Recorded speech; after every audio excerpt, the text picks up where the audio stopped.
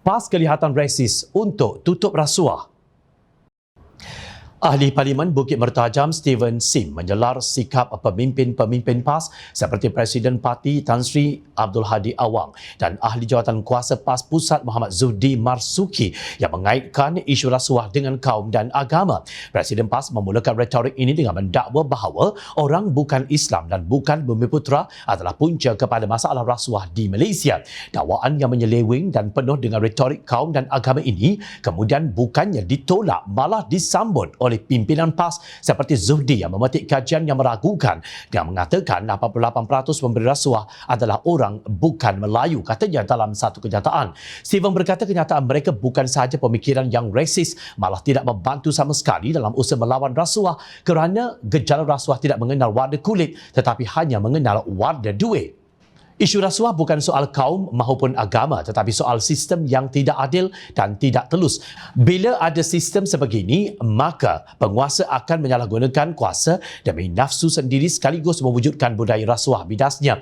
Beliau menyenaraikan 5 skandal rasuah yang melibatkan PAS. Pertama, PAS gagal menjelaskan dakwaan Claire Rewcastle Brown bahawa PAS menerima 90 juta ringgit daripada UMNO. Sebaliknya, Presiden PAS membayar 1.4 juta ringgit kepada Claire untuk menyelesaikan kes saman fitnah berhubung dakwaan sogokan 90 juta ringgit tersebut di luar mahkamah. Kedua, PAS menyatakan mereka berpuas hati dengan penjelasan Ketua Pegawai Eksekutif One Malaysia Development Berhad 1MDB Arukanda mengenai skandal rasuah 1MDB yang merupakan skandal rasuah berskala antarabangsa. Ketiga, PAS telah mengadakan kerjasama politik dan bersekongkol dengan kleptokrat Datuk Seri Najib yang telah disabitkan bersalah pecah amanah dan telah dipenjarakan selama 12 tahun. Zuhdi sendiri saksi bahawa Najib bersalah walaupun setelah keputusan dibuat Mahkamah Persekutuan. Dan yang keempat, PAS bersekongkol dengan Mahyadin Mak Yassin yang telah dirakam perbualan scheme of things menawarkan rasuah kepada katak politik untuk menubuhkan kerajaan tebuk atap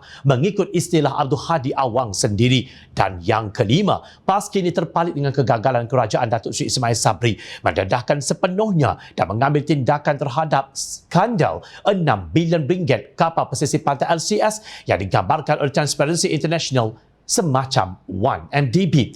Jangan sesekali PAS ingat mereka dapat menyucikan diri daripada rasuah kerana sokongan dan toleransi mereka kepada pemimpin dan sekutu politik mereka yang rasuah telah menyebabkan rasuah semakin membarah di negara ini yang terbukti dengan penurunan kedudukan indeks persepsi rasuah ketika PAS menjadi kerajaan. Rasuah bukan sekadar melibatkan pemberi dan penerima, malah mereka yang membuka jalan dan membenarkan rasuah itu berlaku, tegas Steven.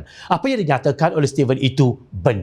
Ini kerana rasuah atau korupsi ini bukan hanya gratifikasi melibatkan pertukaran wang ringgit, tetapi termasuk juga sikap culas atau tidak menjalankan amanah dan tanggungjawab sebagaimana yang dikehendaki oleh jawatan yang disandang sehingga berlaku kerugian pada dana awam. Tengah hari tadi, Naib Presiden Amanah Datuk Seri Dr. Mujahid Yusof Rawal menerusi sidang media keduanya menyebut nama 2 orang pemimpin UMNO yang mempunyai kepentingan langsung dalam kontrak untuk memperolehi kapal peronda luar pesisir OPV yang dibina untuk Agensi Penguatkuasaan Maritim Malaysia APMM. OPV tersebut telah diberi kepada TH Heavy Engineering Berhad atau THHE secara rundingan terus pada tahun 2017 secara bersyarat ia hendaklah mengadakan joint venture atau JV dengan sebuah syarikat lain bernama Destiny Berhad.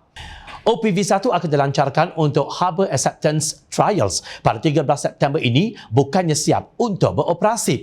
Harbour Acceptance Trial itu atau ujian penerimaan pelaburan adalah untuk mengesahkan bahawa sistem yang disediakan kepada kapal telah dipasang dengan betul dan berfungsi sepenuhnya. 6 bulan kemudian akan diadakan pula Sea Acceptance Trials atau ujian penerimaan laut. Siapakah Menteri di Jabatan Perdana Menteri pada tahun 2017? Siapakah pengerusi tabung haji pada tahun itu? Adakah beliau atau mereka orang Cina atau India?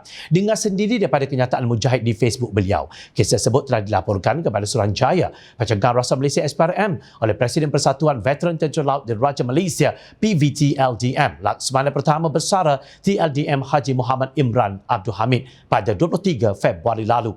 Ini tahun 2022. Kes benar, bukan kajian 2010 hingga tahun 2014 yang kita tahu siapa yang buat. Seminggu berlalu selepas sidang media pertama Jahid tetapi tidak kedengaran suara pemimpin PAS. Janganlah sampai dikatakan orang PAS resis sebab nak tutup rasuah, sama ada oleh mereka atau rakan mereka. Malulah.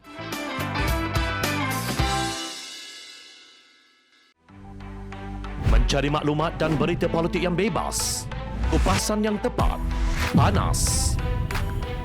Dapatkannya secara eksklusif hanya di Jom Channel.